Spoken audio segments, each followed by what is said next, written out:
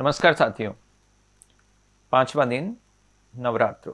बात यह है कि वैकल्पिक पाठ और प्रतिरोध की संस्कृति के कुछ आधुनिक दिखावे चल रहे हैं और वो वस्तुतः धर्म परिवर्तन की प्रस्तावनाएं हैं। मैं आपको इसका उदाहरण देता हूं द इंडियन एक्सप्रेस के एक स्टोरी से जो 8 दिसंबर 2016 में छपी। इस शीर्षक से छपी, meet the Asurs, a marginal tribe that describes Durga as a goddess who enticed Mahishasur. ये झारखंड के गुमला जिले की गुरदारी बॉक्साइट खदान से 500 मीटर दूर के एक गांव साखू पानी में रहने वाले 70 वर्षीय चमरू असुर को ढूंढ निकालते हैं और वो कहता है कि I have heard we are descendants of Mahishasur, that is all I can tell you. कि मैंने सुना है कि हम लोग महिषासुर के वंशज हैं और यही बस मैं आपको कह सकता हूँ। यानी उसने सुना भर है, वो नहीं कहता कि हमने अपने पुरखों, दादों और पीढ़ियों से सुना है। वो नहीं जानता कि उसके पूर्वज भी यहाँ कैसे बसे। लेकिन यह बात उसकी जो 20s की उम्र में रही एक्टिविस्ट जो है वो सुषमा असुर जानती है, जो 12वीं तक पढ़ी है। जबकि 70 वर्षीय वो असुर कहते हैं कि उनके बचपन में किसी ने भी उनके विश्वासों और पूर्वाग्रहों के आधार पर उन पर आपत्ति नहीं ली थी। बस इतना सोचा कि ये लोग कुछ हैं। इससे ही स्पष्ट है कि किसी को उनके होने पर आपत्ति नहीं रही। फिर क्या हुआ? आज यों अन्याय का, आर्य विरुद्ध अनार्य का एक नैरेटिव चलाकर जो है किया क्या जा रहा है। ये इस रिपोर्ट से पता लगता है कि वहाँ रहने वाले 101 असुर परिवारों में से 90 ने ईसाइयत अपना ली है। क्या इन्हें ये कथाएं ऐसी ही तोड़ मरोड़ कर बताई गई हैं? एक कविता भी देखिए जो चल पड़ी है, अंग्रेजी की है, कबीर देव।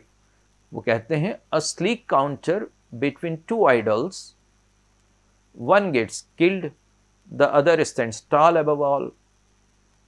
Some call it feminism. When an asura falls, little do they know that Aryans just made a roll. अब कबीर देव की जो कविता है, इस जहर की प्रतिनिधि कविता है। ये बताती है कि जब औसत हिंदुस्तानी नव दुर्गाओं में दुर्गा पूजा पर व्रत रख रहा होता है, अपनी आंतरिक शुद्धि के लिए देवी आराधना में तन्मय हुआ रहता है या नव दुर्गा प्रतिमा मंडपों में नाच रहा होता है, तब भारत के भीतरी हलकों में कौन से जहर की आपूर्ति की जा रही है।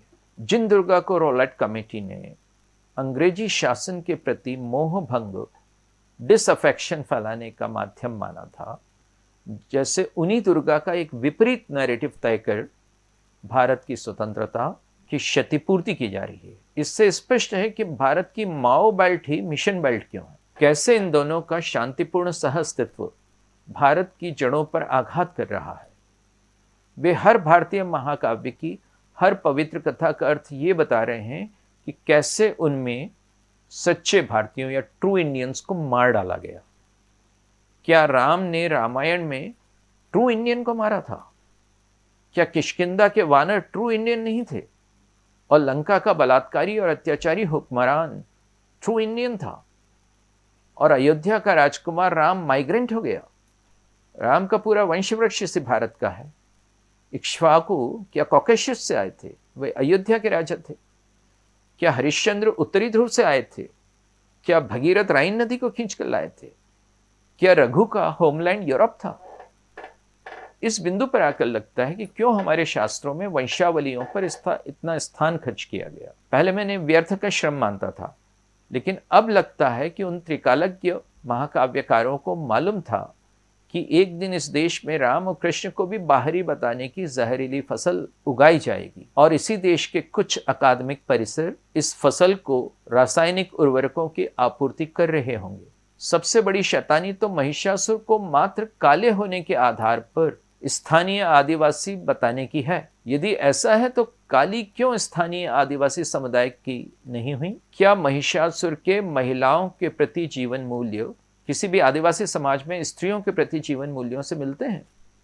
भीलों में तो लालबाई माता है, सरस्वती माता है, नवणी शीतला माता है, नर्मदा माता है, कालका माता है, देह माता है, टुटला माता है, पिंपरी माता है, मेलड़ी माता है, फुलबाई माता है, बगला माता है, भुवाचा माता है, टुटली माता है, सेरी माता है, मही माता है, पावागढ़ माता, होली माता, खोरी माता, भवानी माता, सावन माता, गर्ची माता, शुम्का देवी माता, वे माता, इन सब की पूजा होती है वहाँ। क्या आर्य सरस्वती माता की पूजा नहीं करते थे, या शीतला माता की नहीं करते थे, या नर्मदा माँ या भवानी माँ की नहीं करते थे, या मही माता की, या पावागढ़ माता की, या बगलामुखी या भवानी की पूजा नहीं करते थे, या होली माता की पूजा नहीं करते? तब क्या वे प्रतिस्थापन में दी जा रही मदर मैरी से कहीं दूर हैं? क्या गर्ची माता से महिषासुर मर्दिनी की याद नहीं आती, जिनका उच्च स्वर में किया गया नाद असुरों को आतंकित कर देता है? जैसे लोग नवरात्रि उत्सव मनाते हैं, वैसे ही भील नवणी उत्सव मनाते हैं।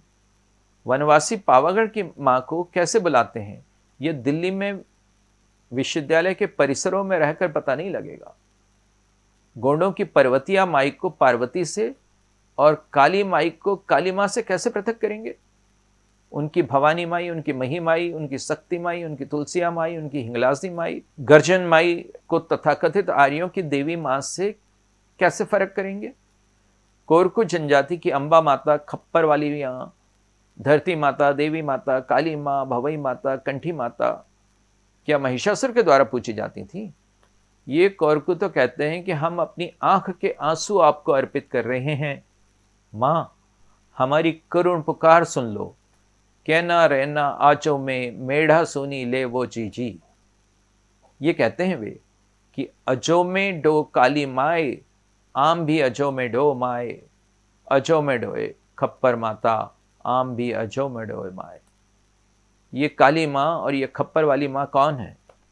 नर्मदा माई दारो में दीवा न बाले डो कहने वाले आदिवासी नर्मदा माई के आंगन में दीप जलाने वाले कोरकू, ये क्या महिषासुर के उत्तराधिकारी हो सकते हैं? भारत के सांस्कृतिक एकीकरण को तोड़ने के लिए इसी कारण कुछ लोगों को जरूरी है कि वे इस तरह के बौद्धिक व्यायाम करें जिसमें असुरों को आदिवासियों का पर्याय बताया जा सके, और इसीलिए दुर्गा सप्तशती का पुनर्पाठ जरूरी है।